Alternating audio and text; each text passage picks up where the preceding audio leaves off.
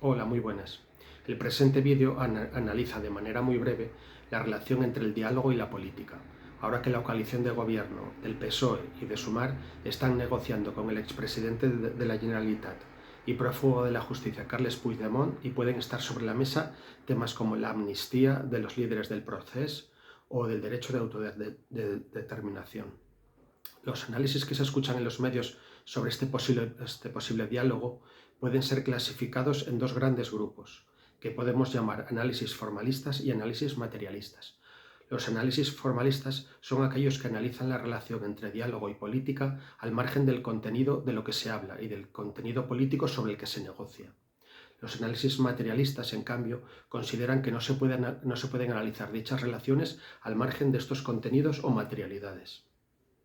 Desde nuestro punto de vista, analizan las relaciones de un modo formalista los que consideran que hay que hablar con todos y de todo, porque esa es la esencia de la democracia y de la política, y hablando nada se pierde. Pero lo cierto es que la esencia de la democracia no solo es hablar, a veces también es necesario hacer una guerra, por ejemplo, defensiva contra otro Estado. Analizan las relaciones de un modo formalista quienes creen que hay que hablar con todos por razones diplomáticas, aunque se sepa de antemano que no se va a alcanzar un acuerdo. Pero hay que recordar que hay también una diplomacia descortés y agresiva, estilo descortés que tiene un simbolismo diplomático para expresar al interlocutor o ante los que presencian el diálogo firmeza en la actitud. Analizan las relaciones de modo formalista quienes consideran que hay que hablar con todo el mundo y de todo, porque con diálogo suficiente y decidido todo se resuelve. Esta posición es un formalismo voluntarista porque lo cierto es que a menudo una de las partes ni siquiera quiere sentarse a hablar, por los intereses geoestratégicos innegociables para esa parte o la superioridad militar que tiene respecto a nosotros, etc. Desde el materialismo filosófico, en cambio, las relaciones entre el diálogo y la política no pueden analizarse al margen del contenido del diálogo y mucho menos del contenido político. Y cuando se toma en cuenta este contenido o materia, las relaciones entre diálogo y política adquieren un carácter dialéctico muy alejado de todo voluntarismo y fundamentalismo. Primero, porque la materia de la racionalidad filmórfica no se reduce únicamente a la palabra, al discurso verbal o escrito. También las manos humanas son órganos de racionalidad cuando manipulan las cosas del mundo.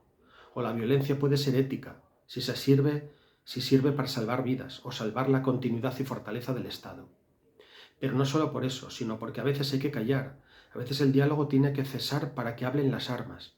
La guerra no siempre es la derrota del diálogo y de la justicia. A veces es al revés, a veces el diálogo es la derrota de la política y del Estado. Si el diálogo continuado solo está dando tiempo al enemigo para rearmarse contra nosotros. Porque en política también hay que saber callar, para ocultar cosas a los gobernados, cuando la información puede arruinar un plan y programa impopular, pero necesario para el Estado. En la guerra hay misiones muy inciertas que hay que presentar como seguras, para que puedan enfrentarse con mayores garantías de éxito. Otras veces hay que callar sobre ciertas cosas, no denunciar ciertas cosas vergonzantes de nuestros aliados políticos, para preservar cierta relación con ellos que está siendo muy ventajosa para los propios intereses. Un ejemplo histórico de esta situación se puede encontrar en la Guerra Fría, cuando Estados Unidos mantuvo relaciones cercanas con regímenes autoritarios y violadores de derechos humanos en América Latina y otras partes del mundo para contener la expansión del comunismo y mantener su influencia global. Con frecuencia hay que callar, porque hay cosas de las que no se puede hablar, porque no son negociables y hay que dar un mensaje firme de que no son negociables, como por ejemplo la amnistía o el derecho de autodeterminación. Otras veces hay que hablar, en efecto, pero para mentir o desmentir por seguridad nacional si algún medio ha tenido acceso a secretos de Estado que pueden comprometer la seguridad nacional.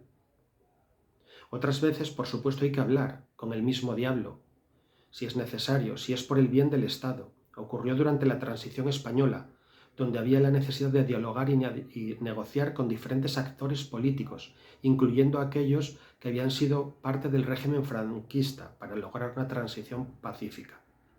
Y sin duda a veces hay que hablar, pero para mandar callar o decir basta al adversario político. ¿Por qué no te callas? Como hizo el rey don Juan Carlos en una cumbre iberoamericana, mandando callar al fallecido mandatario venezolano Hugo Chávez, en pleno discurso agresivo que estaba manteniendo este mandatario contra el presidente Aznar. Y hasta aquí nuestro análisis de las relaciones entre diálogo y política. Esperemos que os haya gustado. Muy buena tarde.